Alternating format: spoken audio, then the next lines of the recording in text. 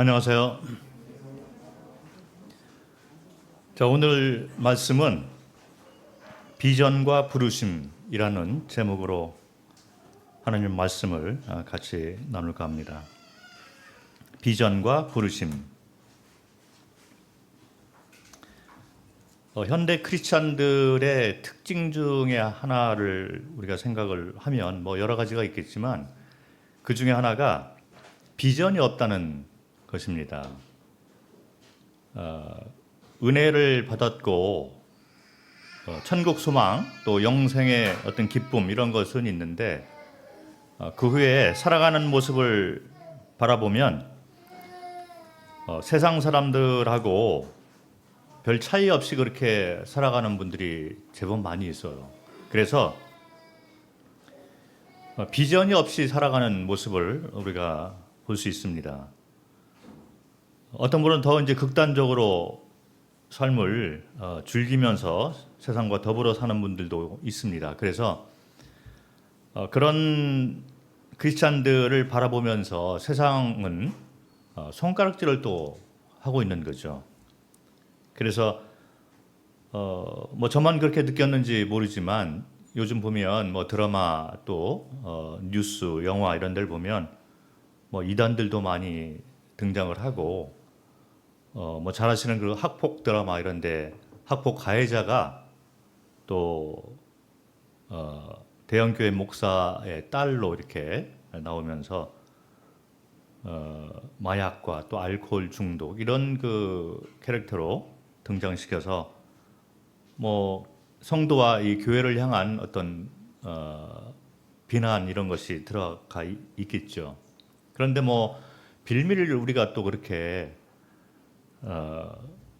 제공하고 있는 것은 아닌가. 물론 거기까지 이렇게 사는 걸 보면 거짓 성도일 가능성이 다분히 있습니다.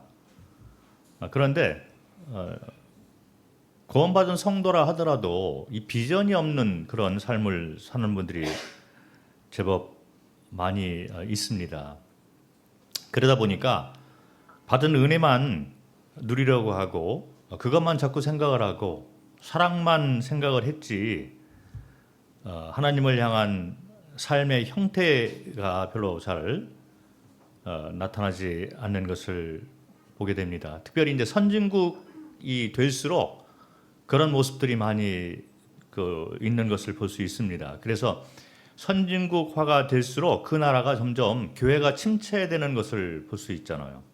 통계적으로도 나와 있고. 그래서 이거는 성도 개인뿐만 아니라 지역교회의 방향도 그렇게 비전이 없는 교회들이 많이 있는 것을 볼 수가 있습니다. 아까 말한 학폭 가해자 그 드라마에 물론 나온 얘기지만 그 대사가 우리 마음을 조금 이렇게 찌르는 그런 대사가 있습니다. 내가 그동안 지은 죄에 대해서 나는 하나님에게 회개를 했고 하나님께서 용서를 해줘서 나는 구원받았어. 그 얘기잖아요. 구원이라는 말이 나오고 그 말을 들어보면 우리 입장에서 보면 틀린 얘기 아니겠다라는 생각이 들어서 저 사람이 진짜 구원받았나? 이렇게 생각이 들 정도로 우리가 배운 바하고 비슷한 말을 하고 있잖아요. 그런데 그 삶을 보면 마땅히 세상에서 손가락질을 받을 만한 그런 삶을 살고 있다는 것이 드라마에서 신라를 심하게 우리를 비난하고 있는 그런 모습인 것 같습니다. 그래서 이렇게 선진국이 점점 돼 가면서 교회들이 점점 이렇게 타락하게 되고 결국에는 이제 폐쇄가 되는 젊은이들이 점점 교회를 떠나고 그런 이유가 교회가 비전이 없다는 것입니다. 잘못 배운 그런 성도들이 많이 있고 지역교회가 많이 있는 것으로 생각을 합니다. 지난 목요일 날 저희가 여기 동대문에서 CBF 집회가 있었습니다. 집회가 끝나고 한 자매가 저에게 와서 질문을 했어요. 본인이 하나님 안에서 이렇게 성장하고 싶은데 어떻게 하면 영적으로 빨리 성장을 할 수 있을까요? 이런 질문이었습니다. 그 제가 즉각 답변을 했는데 하나님 안에서 비전을 가집시오. 이런 답변을 했어요. 비전이 있는 자하고 비전이 없이 살아가는 크리스찬하고 완전히 틀린 것을 볼 수 있습니다. 왜 그러냐면 비전이 없이 살아가는 크리스찬들은 성경적이지가 않기 때문에 그런 거죠. 잘못 배운 거예요. 사랑만 배웠지, 은혜만 배웠지, 크리스찬으로서 어떻게 살아가고 어떤 방향과 삶의 목적을 어떻게 잡고 살아가야 되는지를 잘 배우지 못한 것 같습니다. 성경을 보면 믿음으로 살아라 이렇게 말씀을 하는데 믿음의 삶을 우리가 체험할 수 있게 되는 것은 비전을 갖기 시작할 때부터 그 믿음의 삶이 무엇인가를 우리가 알 수 있는 거죠. 구원받고 그냥 그 다음에는 은혜만 생각하고 세상 사람들처럼 그렇게 즐기면서 어차피 나는 천국 갈 거다 이런 생각을 가지고 살아가면 사실 믿음의 삶이라는 것을 체험하기 힘든 것 같습니다. 많은 분들이 나도 믿음의 삶에 대해서 배우고 있어. 삶 가운데 내가 믿음을 가지고 살아가고 있어. 그런데 살아가는 모습을 보면 세상 사람들이 같이 고민하고 있는 그런 고민 정도를 하고 있다는 거죠. 바로 이제 의식주 문제가 좀 어려울 때라든지 어떤 건강상 또 어떤 기도 제목이 있을 때 그럴 때만 이제 하나님을 찾고 부르짖고 그러면서 이제 나는 믿음의 그 삶을 살고 있다 이렇게 생각하는 분들이 많이 있는 것 같습니다. 그러다 보니 영적 성장이 안 되는 거예요. 그리고 나타나는 그런 삶의 모습이 세상과 동행하면서 또 즐기면서 살아가는 모습으로 많이 이렇게 드러나는 것을 볼 수가 있습니다. 이것은 뭐 개인 성도 개인뿐만 아니라 지역교회도 그렇게 되는 경우가 많이 있습니다. 그래서 이런 그 비전에 대해서 모세의 삶을 통해서 한번 우리가 말씀을 들여다보면서 비전이 있는 자와 없는 자가 어떻게 다른 거에 대해서 한번 생각을 해 보도록 하겠습니다. 출애굽기 3장을 보겠습니다. 모세가 살아가는 동안에 삶의 터닝 포인트가 있었어요. 완전하게 바뀌는 그런 삶이 된 그런 터닝 포인트가 있었는데 그것은 하나님이 모세를 부르셨을 때 그 부르심을 받고 모세는 비전을 갖기 시작을 했습니다. 그러고 난 다음에 그 삶의 목적과 방향과 그리고 살아가는 데 있어서 믿음의 삶이라는 것이 무엇인가를 그때부터 배우기 시작을 하게 되는 거죠. 출애굽기 3장 4절부터 읽겠습니다. 10절까지인데요. 4절 여호와께서 그가 보려고 돌이켜 오는 것을 보신지라 하나님이 떨기나무 가운데서 그를 불러 이르시되 모세야 모세야 하시매 그가 이르되 내가 여기 있나이다. 하나님이 이르시되 이리로 가까이 오지 말라. 내가 선 곳은 거룩한 땅이니 내 발에서 신을 벗으라. 또 이르시되 나는 내 조상의 하나님이니 아브라함의 하나님 이삭의 하나님 야곱의 하나님이라. 모세가 하나님 배웠기를 두려워하여 얼굴을 가리매 여호와께서 이르시되 내가 애굽에 있는 내 백성의 고통을 분명히 보고 그들의 감독자로 말미암아 부르짖음을 듣고 그 근심을 알고 내가 내려가서 그들을 애굽인의 손에서 건져내고 그들을 그 땅에서 인도하여 아름답고 광대한 땅 젖과 꿀이 흐르는 땅 곧 가나안 족속 헷 족속 아모리 족속 브리스 족속 히위 족속 여부스 족속의 지방에 데려가려 하노라. 이제 가라. 이스라엘 자손의 부르짖음이 내게 달하고 애굽 사람이 그들을 괴롭히는 학대도 내가 보았으니 이제 내가 너를 바로에게 보내어 너에게 내 백성 이스라엘 자손을 애굽에서 인도하여 내리게 하리라. 자, 그래서 모세가 하나님의 부르심을 받게 되고 그 부르심을 통해서 비전을 갖게 되는 것을 볼 수 있습니다. 이때가 바로 모세가 삶이 변화가 되는 그 터닝 포인트가 되는 것을 볼 수 있습니다. 그런데 모세를 통해서 이스라엘 백성들이 똑같은 이런 부르심과 비전을 하나님 안에서 갖기 시작을 한 거예요. 그래서 이스라엘 백성들의 터닝 포인트가 바로 이 비전을 갖기 시작하면서 일어나는 것을 또 볼 수가 있습니다. 그 전에는 어떤 삶을 살았는가를 보게 되면 모세를 보면 뭐 세상 사람들이 바라볼 때는 운이 아주 좋은, 물론 하나님이 뜻 가운데서 그렇게 건짐을 받은 거죠. 죽을 수밖에 없는 히브리 아이로 태어난 거죠. 그런데 물속에 버려진 이 아이가 애굽의 왕자가 됩니다. 그래서 이름 자체가 모세잖아요. 물에서 건짐을 받은 자. 그래서 죽음의 그 직면한 자가 이제 물에서 건짐을 받고 애굽의 왕자가 됐고, 생활을 하다가 자신이 히브리인이라는 것을 알게 되면서 이스라엘 백성들을 돕다가 살인을 하게 됩니다. 그리고 난 다음에 죽음을 생각을 하고 이제 도망을 또 하게 되는 거잖아요. 그러다가 미디안 광야에서 이제 갈 바를 알지 못하고 있다가 거기에서 이제 정착을 하면서 살게 됩니다. 그리고 모세가 하고 있는 일은 하나님 안에서 부르심과 비전을 만나기 전에는 모세의 삶은 양치기의 삶이었다는 거죠. 의식주 문제를 매일같이 해결해야 되는 모세가 가지고 있는 가장 커다란 이슈가 뭐였냐면 내가 무엇을 먹고 어떻게 살아가야 될까, 의식주 문제만 생각을 하고 있었던 사람이었던 거죠. 그러던 모세가 하나님의 부르심을 받고 비전을 받게 되니까 삶이 완전히 바뀌는 걸 볼 수 있습니다. 터닝 포인트죠. 이스라엘 백성들을 또 생각을 해보면 똑같은 입장인 것 같습니다. 이스라엘 백성들도 애굽에서 살아가고 있는데 그들이 관심을 가지고 있었던 건 뭐냐면 애굽에서 내가 어떻게 편하게 좀 더 살까? 우리가 애굽에 있지만 다른 곳으로 가거나 가나안 땅으로 가고 이런 것은 생각지도 못하고 살았던 거죠. 다만 애굽에서 살아가면서 애굽에서 삶이 얼마나 더 편하게 살까? 너무 고통스럽다. 그래서 부르짖고 있는 거예요. 이것이 비전이 없는 크리스찬들의 모습이 아닌가 생각을 합니다.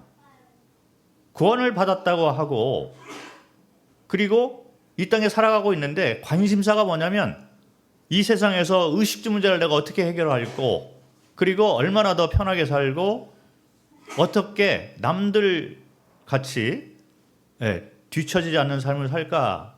모세가 양치기가 되면서 의식주 문제에 관심이 있는 것처럼 이스라엘 백성들이 애굽에 있으면서 얼마나 더 편하게 살까. 그래서 그 의식주 문제의 어려움이 닥칠 때 우리는 부르짖는 거예요. 자, 이 모습이 현대 크리스천들의 전형적인 모습이다 이렇게 생각을 합니다. 물론 그것을 하지 말라는 얘기가 아니죠. 당연히 우리는 그런 문제에 대해서 하나님 앞에 부르짖을 필요가 있고 믿음을 가지고 그런 것들을 극복을 해야 될 필요가 있습니다. 그런데 문제가 뭐냐면 거기에서 머물고 있기 때문에 문제가 되는 거예요. 그러면서 본인들은 만족을 하고 있다는 것이 더 안타까운 모습인 것 같습니다. 그래서 개인들을 이렇게 만나게 되면 다들 잘하고 있다고 생각을 하고 있는 것이 기본인 것 같아요. 제가 선교지에서 있다가 은퇴를 하고 이제 한국에 들어오는데 이게 옛날하고 너무 달라져 있는 거예요. 그런데 30년 전의 한국 성도들의 모습과 지금 한국 성도들의 모습이 저희는 외국에 있다가 동떨어져 살다가 돌아왔기 때문에 그게 차이가 보이는데 여기서 계속 이렇게 은근히 이렇게 살아가던 분들 입장에서 보면 우리가 뭐가 잘못이냐, 전혀 문제의식을 못 느끼고 살아가고 있는 것을 바라봤습니다. 그러면서 이게 뭐가 문제일까? 제가 내린 결론은 또 말씀을 통해서 보니까 모세의 삶을 이렇게 비유해서 보니까 비전이 없는 크리스찬의 모습, 비전이 없는 지역교회의 모습을 본 것 같습니다. 그래서 비전이 없게 되면 이제 믿음으로 산다라고 할 때 그 연관돼서 나오는 주제는 의식주 문제인 거예요. 그래서 내가 하고 있는 사업과 내 건강과 우리 자녀와 가족과 매일의 삶 가운데 안전과 이런 것을 위해서 기도하고 있는 거죠. 거기까지인 것 같습니다.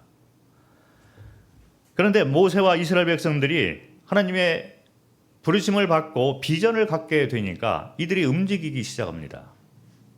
삶의 방향이 완전히 바뀐 거예요. 터닝 포인트가 돼 있잖아요. 애굽이 우리가 살 곳이 아니구나. 내가 양치기로서 살아가고 있는데 이것이 전부가 아니구나. 얼마나 보잘것없는 것인가. 그래서 이 비전을 갖고 움직이기 시작하는 거, 애굽에서 나와서 광야를 지나서 가나안 땅으로 가는 것이 비전인 것입니다. 하나님이 그 비전을 불러 넣어 주셨기 때문에 하나님 안에서 비전을 가진 자들은 비록 앞이 험난해 보일지라도 광야를 통과할 때 안식이 없을지라도 고난이 있을지라도 그 길을 통과하는 거예요. 그리고 가나안 들어가서 적들이 다 점령하고 있는 그 땅에, 새로운 땅에 들어가서도 전쟁이 있고 어쩌면 죽음이 있을 수 있어요. 그런데 그 일을 해내는 것입니다. 이것이 비전 있는 사람하고 비전이 없는 사람하고 차이라는 거죠. 그 자매가, CBF 자매가 저에게 질문할 때 어떻게 하면 성장할 수 있습니까? 비전이 있어야 된다. 비전이 있을 때 이 비전을 가지고 삶의 목표를, 목적을 확실하게 잡을 수가 있습니다. 크리스천들은 하나님 안에서 비전이 있어야 돼요. 그럴 때 목적, 삶의 목적, 목표가 확실하게 잡히게 되고 내가 이 방향으로 살아야 되겠다라는 방향이 잡히게 되는 것입니다. 그리고 그 길을 가게 될 때 하나님을 의지하게 되면서 내 힘으로는 안 되잖아요. 그렇기 때문에 하나님을 의지하게 되고 그때로부터 믿음의 삶이라는 것이 무엇인가를 이제 체험을 하게 되는 것입니다.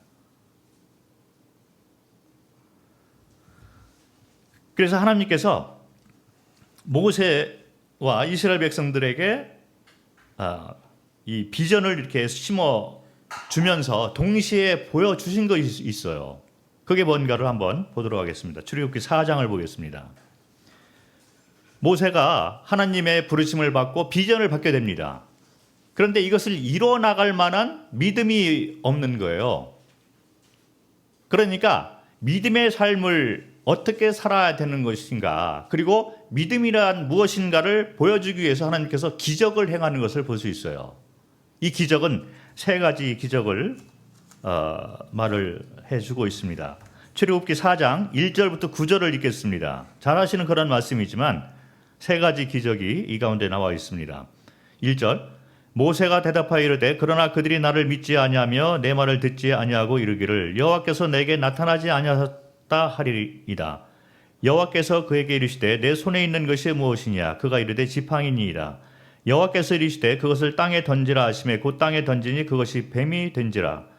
모세가 뱀 앞에서 피하매 여호와께서 모세에게 이르시되 내 손을 내밀어 그 꼬리를 잡으라. 그가 손을 내밀어 그것을 잡으니 그의 손에서 지팡이가 된지라. 이는 그들에게 그들의 조상의 하나님 곧 아브라함의 하나님 이삭의 하나님 야곱의 하나님 여호와가 내게 나타난 줄을 믿게 하려 함이라 하시고 여호와께서 또 그에게 이르시되 내 손을 품에 넣어라 하시매 그가 손을 품에 넣었다가 내어보니 그의 손에 나병이 생겨 눈같이 된지라. 이르시되 내 손을 다시 품에 넣어라 하시매 그가 다시 손을 품에 넣었다가 내어보니 그의 손이 본래의 살로 되돌아왔더라. 여호와께서 이르시되 만일 그들이 너를 믿지 아니하며 그 처음 표적의 표징을 받지 아니하여도 나중 표적의 표징은 믿으리라. 그들이 이 두 이적을 믿지 아니하며 내 말을 듣지 아니하거든 너는 나일강 물을 조금 떠다가 땅에 부으라. 내가 떠온 나일강 물이 땅에서 피가 되리라. 세 가지 기적을 보여주셨는데 그 중심이 뭐냐면, 핵심 원리가 뭐냐면 믿음에 대해서 가르치기 시작을 하는 거예요. 비전과 부르심을 통해서 비전을 주셨습니다. 그런데 이것을 이뤄나가는 것은 사람의 능력과 지혜를 가지고는 안 되는 것이잖아요. 그래서 이 비전을 이뤄나가는데 너는 나를 믿고서 이 일을 행하라. 내가 누구이고 내가 어떤 계획을 가지고 있는 것을 보여주신 것이 이 세 가지 기적 가운데 드러나 있습니다. 믿음을 가르치는 거죠. 첫 번째 모세가 배워야 될 이 기적이 뭐였냐면, 첫 번째 기적이죠. 지팡이가 뱀이 되는 거예요. 이게 무슨 뜻이냐면, 모세의 삶은 롤러코스터 같은 그런 그 삶이었잖아요.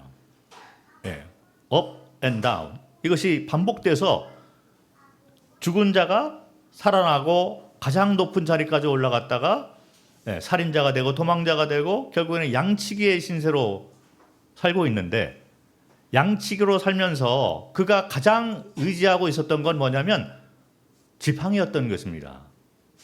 양치기는 지팡이로 모든 것을 다 의지해서 해결을 해야 되는 거죠. 그래서 이 모세가 의지할 수 있는 가장 큰 것은 손에 잡고 있는 이 지팡이가 된 거예요. 그런데 이 지팡이가 갑자기 뱀이 됩니다. 그래서 뱀이 되니까 여기 3절에 보면 모세가 뱀 앞에서 피하매, 자기가 가장 의지했던 이 지팡이가 한순간에 뱀이 돼서 자기를 물 수 있고 해할 수 있잖아요. 우리 삶이 이런 것 같습니다. 그래서 하나님만 의지하게, 그 믿음을 갖게 하기 위해서 이 기적을 이제 보여주셨다고 믿게 됩니다. 너는 네가 잡고 있는 지팡이를 의지할 것이 아니라, 네가 가지고 있는 지혜와 능력 자체를 의지할 것이 아니라, 가족이나 이 세상 것들을 의지할 것이 아니라 나를 믿어라, 나를 의지해라. 내가 너를 해할 수도 있고 또 너에게 승리를 줄 수도 있는 내가 왕이요 주인이라는 얘기가 되는 거예요. 첫 번째 기적은 하나님이야말로 생명의 근원 되시고 왕과 주인 되시는 것을 보여주신 것입니다. 그래서 네가 여지껏까지는 지팡이를 의지해서 너의 능력과 환경과 지혜를 믿고 살아왔지만, 그러나 이제부터는 나를 믿는 믿음으로 살라. 이것이 첫 번째 기적인 것입니다. 두 번째 기적은 뭐냐면 손이 문둥병이 갑자기 걸리게 되고 또 금방 또 회복이 되고 이런 기적을 보여줍니다.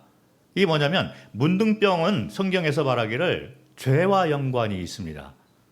이 두 번째 기적이 보여주고 있는 핵심이 뭐냐면 하나님만이 선과 악의 기준을 정하시는 재판장이라는 얘기를 하고 있는 거예요.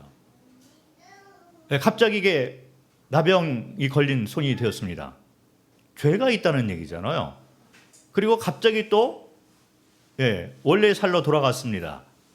선과 악이 왔다 갔다 하는 거예요. 이 모든 것을 주관하고 있는 내가 재판장이다라는 것을 보여주는 것이 두 번째 기적이 됩니다. 에덴 동산에 나와 있는 두 나무하고 연관이 다 되어 있는 거죠. 우리가 이 땅에 살아가면서 의지할 것은 이 세상 어떤 환경과 또 내가 가지고 있는 그만큼 쌓아왔던 스펙 이런 것이 아니라 오직 하나님만이, 여호와 하나님만이 나의 왕과 주인 되시고 재판장 되신 이 믿음 안에서 우리가 살아간다는 거죠. 하나님의 부르심이 있고 그 안에서 우리가 비전을 가지고 그 일을 이뤄나가는 데 있어서 우리 자신은 스스로 그거를 할 수가 없다는 것입니다. 성도 개인이나 또 지역교회도 마찬가지인데 우리는 왕과 주인 되시고 재판장 되시는 여호와 하나님을 믿는 믿음 안에서 비전을 가지고 살아가야 된다. 이 말씀을 해주고 있는 거예요. 그런데 이 세 번째 또 기적이 나옵니다. 세 번째 기적은 뭐냐면 나일 강물을 이렇게 떠다가 땅에 부어봐라. 땅에 부으니까 이것이 피가 된 거예요. 심판을 얘기를 하고 있습니다. 이 왕과 주인 되고 재판장 되시는 분이 애굽을 심판하겠다는 확실한 의지를 이렇게 보여주신 것이죠. 반면에 비전을 말씀하시면서 애굽은 내가 심판을 하지만 너희에게는 복을 주겠다라고 선포를 한 것입니다. 이것이 세 번째 기적이 담고 있는 의미인 거예요. 우리는 예수 그리스도가 다시 오시는 것을 기다리고 있습니다. 그때가 되면 이 세상이 심판을 받게 되게 되어 있습니다. 그런데 성도들은 상급이 있다는 것을 선포를 해주고 있는 거예요. 그래서 히브리서 11장 6절을 보겠습니다. 이번에 청년 MT 이 주제가 히브리서 11장 6절이었어요. 근데 여기에 대한 명확한 설명을 우리가 잘 못하는 경우가 많이 있습니다. 그런데 이것은 하나님 안에서의 비전, 그리고 이 비전을 이룰 때 믿음을 가지고 하나님을 기쁘게 해야 된다. 이 믿음이라는 것은 내가 왕과 주인 되고 재판장 되신 것, 그리고 나에게 오는 자, 나를 찾는 자는 상급이 있다는 것을 믿는 믿음 안에서 너희가 이 비전을 가지고 살아라, 이 말씀을 해주고 있는 것입니다. 그래서 히브리서 11장 6절을 보면 믿음이 없이는 하나님을 기쁘시게 하지 못하나니 하나님께 나아가는 자는 반드시 그가 계신 것과 또한 그가 자기를 찾는 자에게 상 주시는 이심을 믿어야 할지니라, 이런 말을 해주고 있는 거예요. 여기 보면 하나님께 나아가는 자, 또 자기를 찾는 자, 하나님을 찾는 자, 이런 말은 비전하고 연관이 있습니다. 그래서 이 비전을 하나님의 안에서 우리가 가지고 있어야 된다는 거죠. 그리고 이 비전을 이뤄나갈 때 믿음이 없이는 하나님을 기쁘게 하지 못한다. 이 믿음이라는 것은 그가 계신 것, 그가 왕과 주인과 재판장으로 계시고 있고, 그리고 끝에 가서는 세상은 심판이지만 성도들에게는 상급을 주신다는 확실한 보장을 말씀을 해주고 언약으로 이것을 해놨다는 것을 우리가 믿는 그 믿음을 가지고 살아갈 때 하나님을 기쁘게 한다는 것이죠. 그래서 히브리서 11장 6절에 이 6절에 이렇게 말씀을 확실하게 해 놓고 있는데, 11장에 나와 있는 구약의 인물들, 그리고 알려지지 않은 수많은 믿음의 선진들의 삶이 다 똑같았다는 거예요. 이 원리 가운데 살았던 자들입니다. 똑같은 원리를 가지고 살았던 거죠.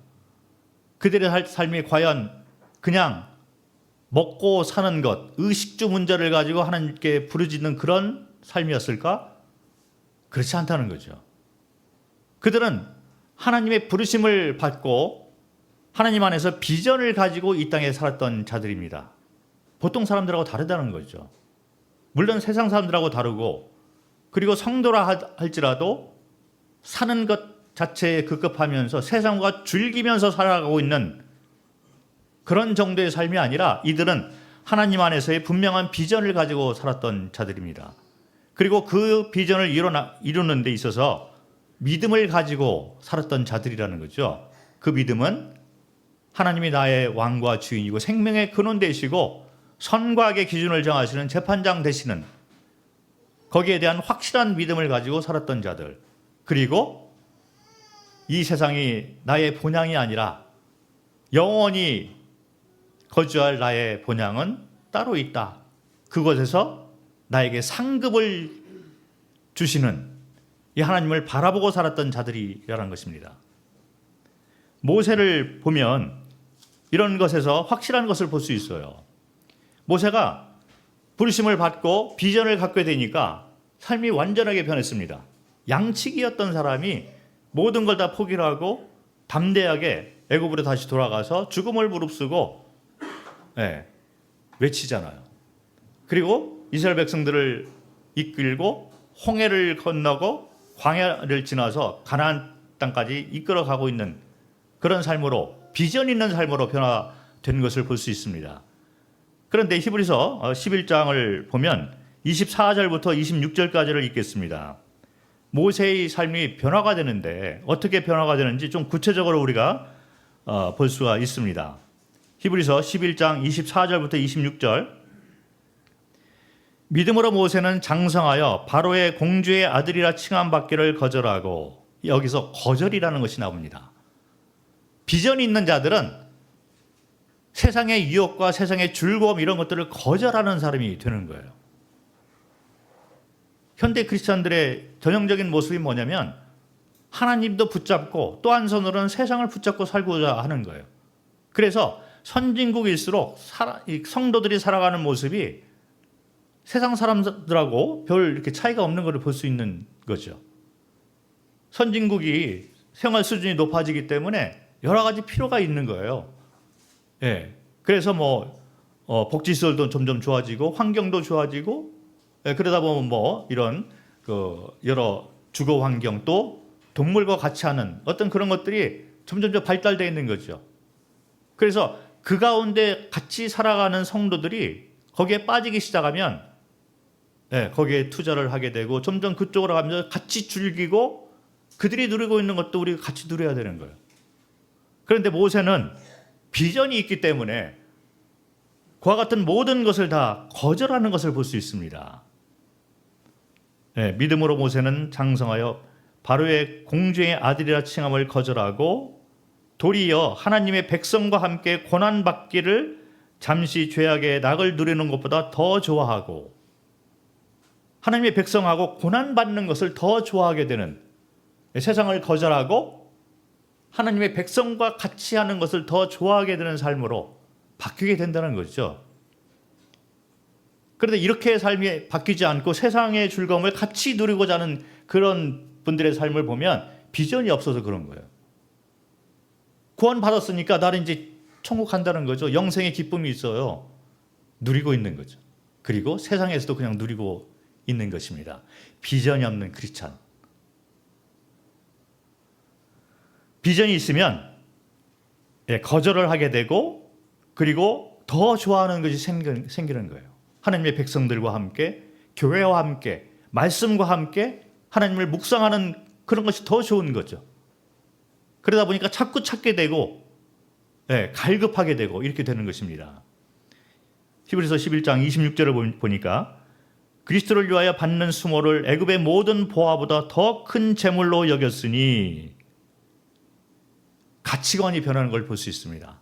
무엇이 더 큰 재물인가, 더 가치 있는 것인가, 세상을 보는 시각 자체가 변한 걸 볼 수 있습니다. 크리스찬이라고 하는데 세상을 바라보니 너무 크게 보이는 거예요. 즐겁잖아요. 세상이 사람들이 추구하고 있는 그것을 나도 추구하고 싶은 마음이 있습니다. 그러다 보니 영적으로는 점점 멀어지고 있는 걸 볼 수 있는 거죠. 왜 그러냐면 세상 사람들이 가지고 있는 가치관하고 성도라는 이분이 가지고 있는 가치관이 똑같은 거예요. 그러니까 그런 것들이 크게 보이는 거거든요. 그런데 비전이 있는 사람은 가치관이 변화가 되는 걸 볼 수 있습니다. 무엇이 가치가 있는 것일까? 더 큰 재물이 무엇일까인가를 바로 바라보게 된다는 것입니다. 그래서 같은 성도라 하더라도 비전이 있는 성도하고 비전이 없이 살아가는 성도하고 이게 다르게 보이는 걸 볼 수 있어요. 지역교회도 마찬가지입니다. 무엇을 추구하고 있는 지역교회인가? 그래서 어떤 교회는 물론 반드시 필요한 것이 있어요. 그게 뭐냐면 성도 간의 교제입니다. 서로 돕고 나누고 이렇게 하는 것이 반드시 필요해요. 그런데 거기에서만 머물러 있기 때문에 또 문제가 되는 것입니다. 그래서 어떤 지역교회의 특징이 뭐냐면 우리끼리만 이것이 딱 박혀 있는 거예요. 우리끼리는 너무 잘하고 있습니다. 그런데 밖에 나가서 부르짖고 복음을 위해서 살고 땅끝까지 이르러 복음을 전하는 이 비전에 대해서는 막혀있는 그런 지역교회가 있는 걸 볼 수 있습니다. 답답하죠. 그런데 본인들은 뭐가 문제인지를 모르는 거예요. 리더들도 무엇이 문제인 걸 바라보지 못하고 있습니다. 스스로 자유하면서 또 자만하면서 우리는 잘하고 있어. 우리는 대형교회야. 성도들끼리 사랑이 많어. 이렇게 스스로 만족하고 있는 모습을 또 볼 수가 있는 것입니다. 비전이 없는 거죠. 그래서 이 모세의 삶을 보면 비전이 있다 보니까 무엇이 더 큰 재물인가를 바라보게 되는 거예요. 왜 그러냐면 이는 상 주심을 바라봅니다. 주님이 다시 오신 것을 확실하게 믿는 믿음을 가지고 살고 있다는 거죠. 우리가 자주 듣는 그런 수없이 듣는 말이 뭐냐면 주님 오실 때가 멀지 않았다. 빨리 오셔야 된다. 자, 그런데 주님이 오시면 심판장으로 이 땅에 오셔서 이 세상을 심판하게 되어 있습니다. 그런데 동시에 애굽을 심판하지만 이스라엘 사람들은 끄집어내서 가나안 땅으로 이끌어가는 복을 주시는 것을 약속하신 하나님. 그 하나님이 신약에 들어와서 성도들에게 약속을 똑같이 하십니다. 비전을 가지고 살고 믿음을 가지고 나를 기쁘게 하시는 삶을 살 때 내가 너희에게 반드시 상을 주겠다. 이 약속을 하신 거죠. 비전을 가지고 사는 사람들은 영적인 것을 추구하고 단지 의식주 문제를 해결하기 위해서 거기에 머무는 것이 아니라 그때만 주님을 부르짖고 그때만 믿음을 찾는 그런 삶이 아니라 주께서 원하시는 비전을 이 땅에서 이뤄나가기 위해서 실제적인 믿음의 삶을 살기 시작하는 거죠. 그리고 하나님을 의지하고 내가 연약하지만 주 안에서 이 비전을 가지고 이 일을 이루기 위해서 하나님과 동행하는 삶을 살게 되는 것입니다. 그러니까 성장을 하게 되죠. 그러다 보면 그 믿음을 가지고 사는 자들을 하나님께서 기뻐하시면서 상급을 주신다, 이렇게 약속을 하신 것입니다.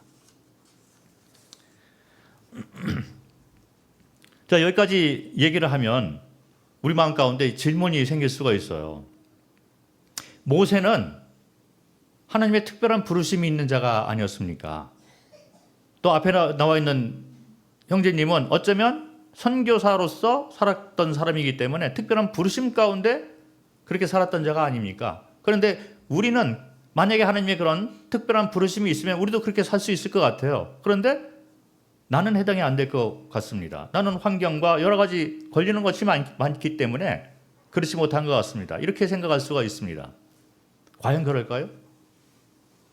구약에 이스라엘 사람들과 모세를 향해서는 출애굽을 하고 홍해를 건너서 광야를 지나서 가나안 땅에 들어가서 정착하는 것이 비전으로 되어 있습니다. 이거를 이루기 위해서 구약에 이스라엘 사람들은 움직였던 거죠. 그 방향대로 움직였는데 신약에 들어와서 하나님이 어떤 부르심과 비전을 주셨는가? 너무나 잘 알고 있는 성경 말씀들이 수없이 많이 있어요. 땅끝까지 이르러 복음을 전파하라. 자, 이것이 분명한 비전이 아닐까요? 분명한 부르심이 아닐까요?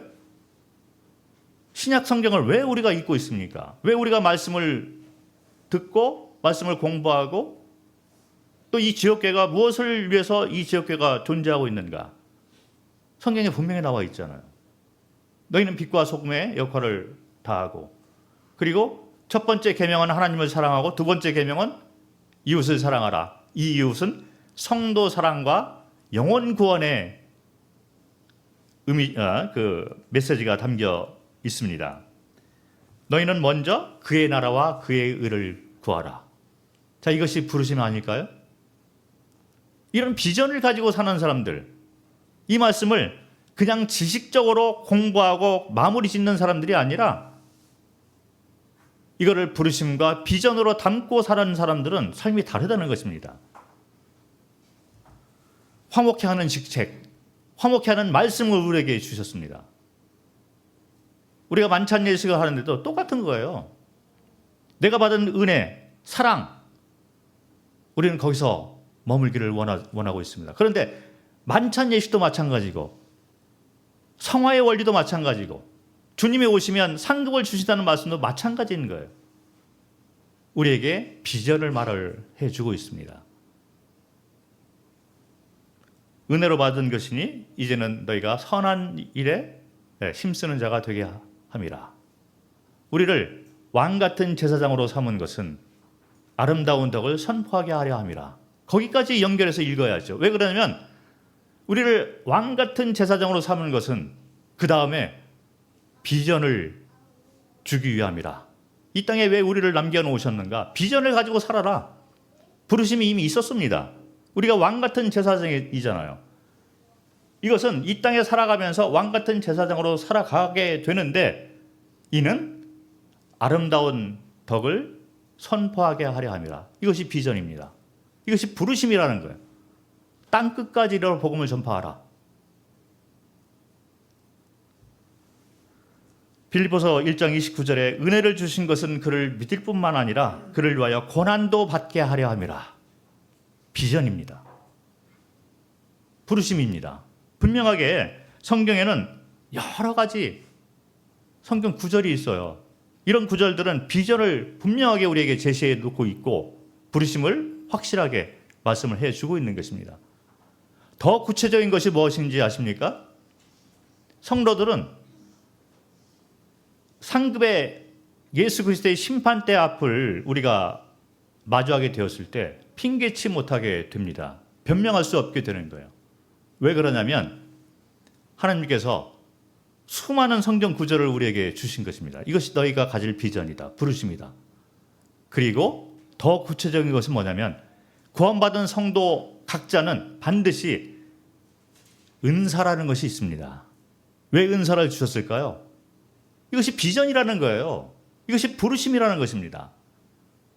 구원받은 성도들은 각자 받은 은사가 있어요. 비전이 있습니다. 이 부르심을 가지고 성도를 섬기고 교회를 섬기고 이를 통해서 주님 나라 확장을 위해서 너희가 비전을 가지고 살아라. 이 말씀을 해주고 있는 거죠. 그런데 살아가는 동안에 은사가 무엇인가, 본인의 은사가 무엇인가 관심이 없는 분들이 또 있어요.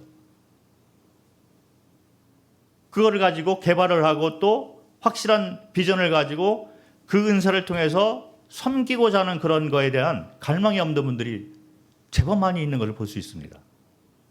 비전이 없이 살아가는 거죠.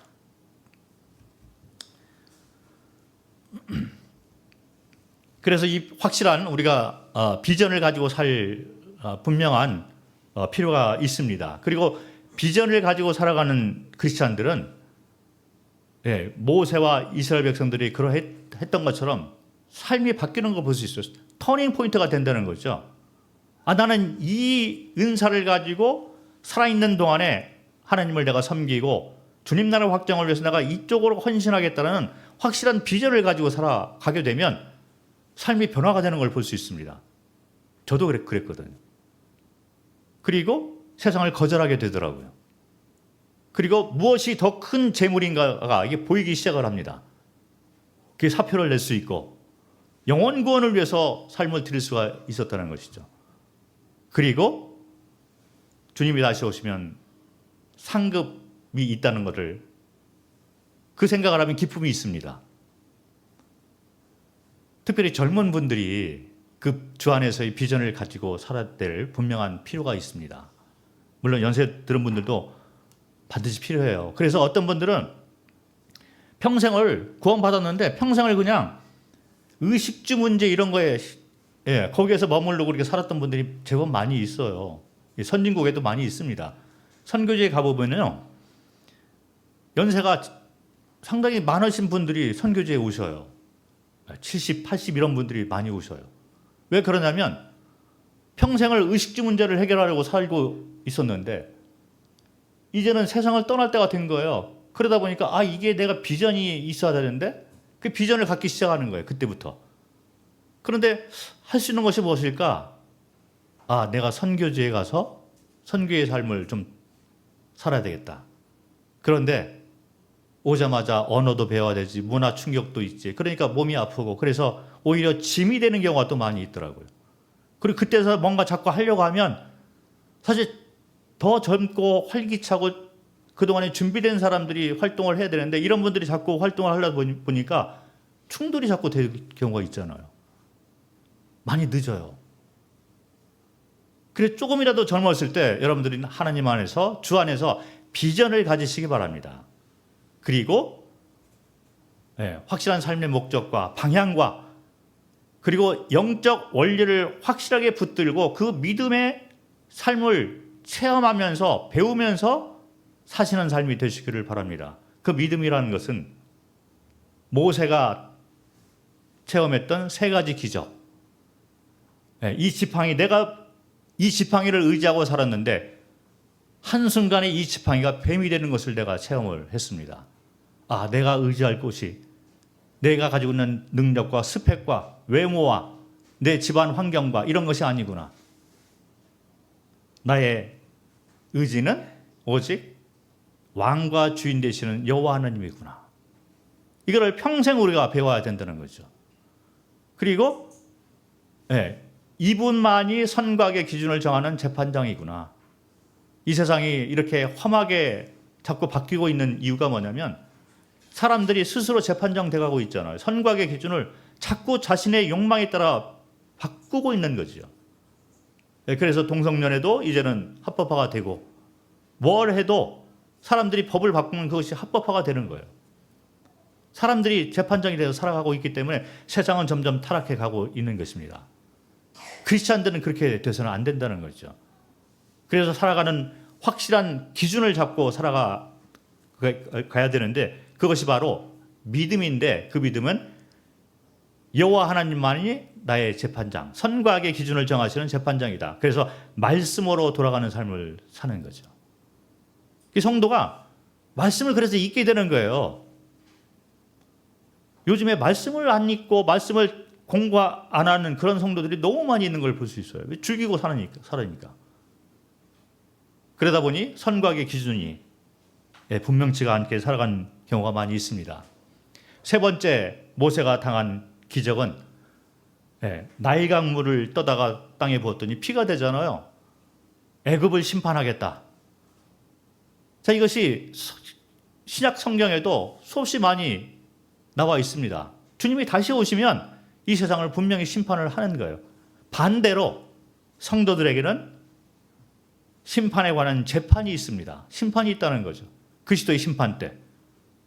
그때 우리는 서로 다른 상급을 받게 될지도 모릅니다. 어떤 분은 더 많은 상급을 받게 되겠죠.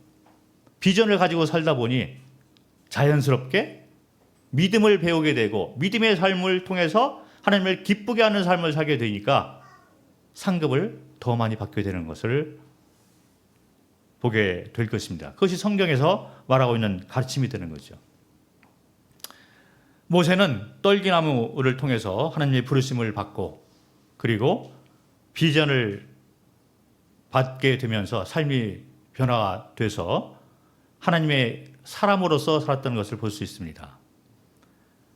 이 떨기나무는 우리에게 이미 보여지고 있고 하나님의 음성은 말씀을 통해서 우리에게 또 우리 몸속에 내주하시는 성령 또 성도의 교제 이런 걸 통해서 우리에게 항상 들려주고 있다는 거예요.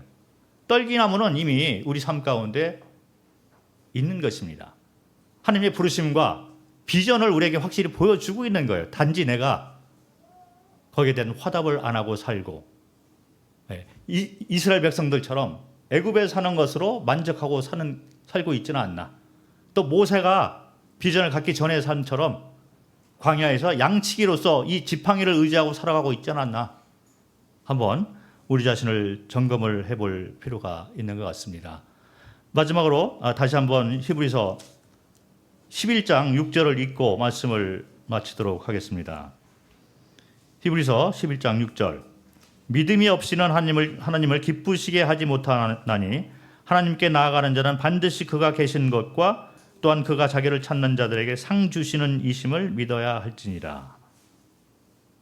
자, 히브리서 11장에 나와 있는 믿음의 선진들이 이 똑같은 원리, 비전을 가지고 하나님이 왕과 주인과 재판장 되신 이 믿음을 가지고 살았다는 거죠. 그리고 주님이 다시 오실 때 반드시 상급을 우리에게 주시는 분이다.